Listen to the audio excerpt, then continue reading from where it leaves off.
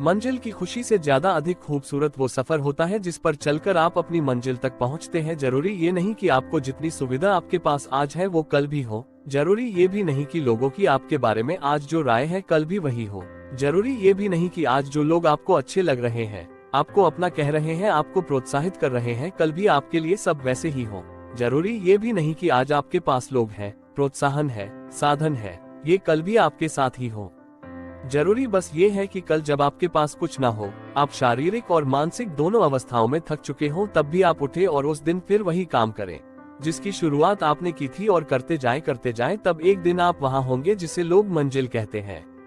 क्योंकि इस बात से किसी को कभी फर्क नहीं पड़ता कि आपके पास आपके काम को नहीं करने की कितनी ही वजह रही होंगी, पर आप हजारों वजहों के बावजूद सिर्फ अपना काम करते हैं, तो आखिर में लोग आपकी सफलता के साथ साथ आपके साहस की भी बातें करेंगे। नहीं तो आप जिस दिन अपने सवालों में उलझने लगेंगे, उस दिन के बाद इस भीड़ में आप अपना अस्तित्व भी खो देंगे। मेरी माँ कहती है, कर्म ही सत्य है। आप जो कर रहे हैं वो सत्य है, और सारी दुनिया के रंग झूठे हैं, चाहे फिर वो कैसे भी हो। कोई आपको बुरा बोलता है, आपका अपमान करता है, ये उसका एक रंग है जो झूठ है। आप उसे नजरअंदाज करके अपने काम पर केंद्रित हो सकते हैं, पर अगर आप अपनी बुराई सुनकर कोई प्रतिक्रिया करते हैं, ये वो कर्म है जिसकी प्रामाणिकता का सबूत अब आपके पास भी है। मैं जब 14 साल का था तो मुझे याद है, मैं घर के बाहर घूम रहा था, बातें कर रहा था दोस्तों से। अचानक वहाँ एक लड़का आया।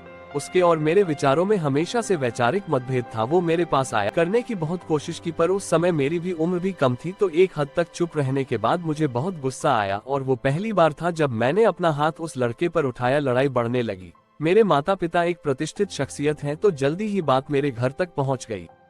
उस दिन शाम को मेरे पिताजी ने मुझे बुलाया और कहा, आज क्या हुआ था? मैंने बोला, उसने मुझे बुरा भला कहा, वो हर बार यही करता है, और आज मुझे गुस्सा आया, इसलिए आज मैंने जो किया वो सही किया। मेरे पिताजी ने पूछा, अच्छा ये सही कैसे था? तो मैंने बोला, उसने मुझे बुरा भला कहा। मैंने तो पिताजी बोले, पर ये सही कैसे था? तो मैंने फिर पिताजी को बोला, उसने मुझे बुरा बोला तो मैंने उसे मारा। तब पिताजी ने बोला, उसने कहा, और आपने प्रतिक्रिया देकर यह साबित किया कि वो जो बोल रहा था वो ज्यादा सही है। तो मैंने पूछा, ऐसा कैसे? पिताजी बोले, कोई आपको तभी कुछ दे सकता है जब आप कुछ लेने के लिए तैयार है। उसने दिया और आपने लिया ही नहीं, तो उसने आपको दिया कैसे? पर उसने कुछ दिया और आपने उसे लेने के बाद अपनी प्रतिक्रिया की, तो आप वैसे ही है जैसा उसने कहा। तब मुझे एक बात समझ आई, इस दुनिया में हमें तब तक कोई कुछ नहीं दे सकता है जब तक हम उसे लेना न चाहे।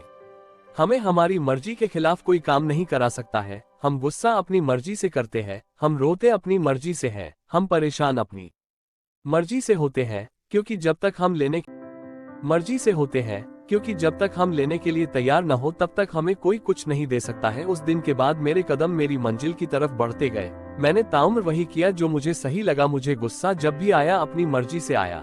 मैंने दुनिया की बातों और सुनाई मुझे सिर्फ अच्छा देने लगा, क्योंकि जिंदगी में अब मुझे लक्ष्य का पता था। जो चाहता था उस मुकाम को मैंने हासिल किया। आने वाली आगे की सीरीज में इस बात का जिक्र जरूर करूंगा कि मेरे लिए जितना आसान सा था